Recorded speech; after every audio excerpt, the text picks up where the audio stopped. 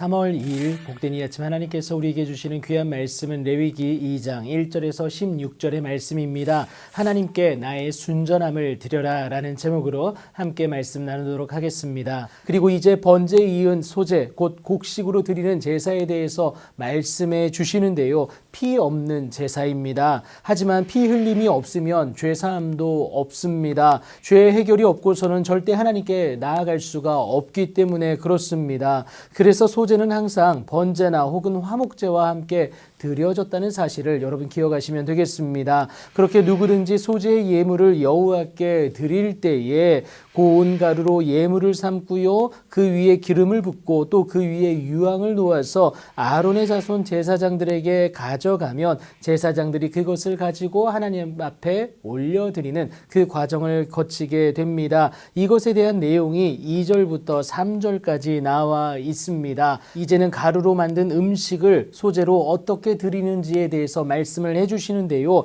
4절입니다. 화덕에 구운 것으로 소제의 예물을 드리려거든 고운 가루에 기름을 섞어 만든 무교병이나 기름을 바른 무교전병으로 하나님 앞에 드릴 것을 말하고 있습니다. 여기에 따른 두 번째 유형은 철판에 붙인 것으로 소제의 예물을 드리는 것에 대해서 나와 있습니다. 자세한 내용은 5절을 확인하시면 되겠고요. 세 번째는 냄비의 것으로 소제를 드리기 위한 방법을 말씀해 주십니다. 이것은 7절, 8절을 확인하시면 여러분들이 자세히 알아볼 수가 있겠습니다. 이제 하나님께 드리는 소제의 마지막 유형이에요. 세 번째입니다. 너는 첫 이삭의 소제를 여호와께 드리거든 이라고 말을 합니다. 첫 이삭을 볶아 찌은 것으로 소제를 삼는 건데요. 이렇게 세 가지의 유형으로 소제를 드림에 있어서 절대적으로 지켜야 하는 그 세 가지가 있습니다. 그 첫 번째는 여호와께 드리는 모든 소제물에는 누룩을 넣지 않아야 된다라는 거예요.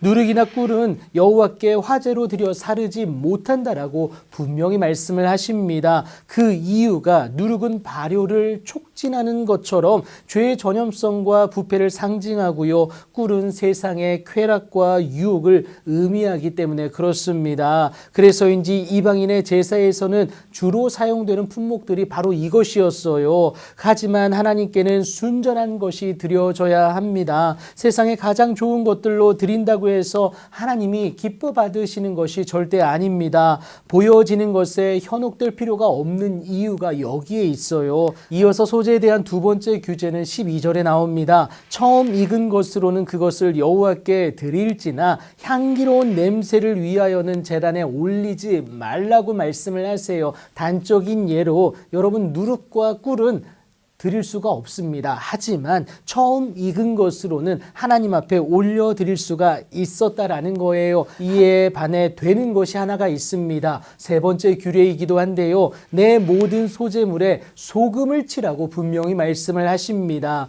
이를 반드시 해야 하는 것이 내 하나님의 언약의 소금을 내 소제에서 빼지 못할 것을 분명히 주문하시기 때문에 그렇습니다. 여러분 소금은 누룩과 반대로 변질을 막습니다. 그 고유함을 지키게 한다라는 거예요. 이 때문에 불변과 영원을 상징하게 되는데 결국 하나님과 이스라엘 백성 사이에 이 맺은 언약은 절대 파기될 수 없음을 분명히 드러내고 있는 겁니다. 그래서 내 모든 예물에 소금을 드릴 것을 요구하세요. 하나님은 당신의 언약을 우리에게서 절대로 파기하지 않으십니다. 우리가 그 언약을 육체의 쾌락 때문에 외면함으로 파기될 뿐이지 하나님은 반드시 지키신다라는 거예요.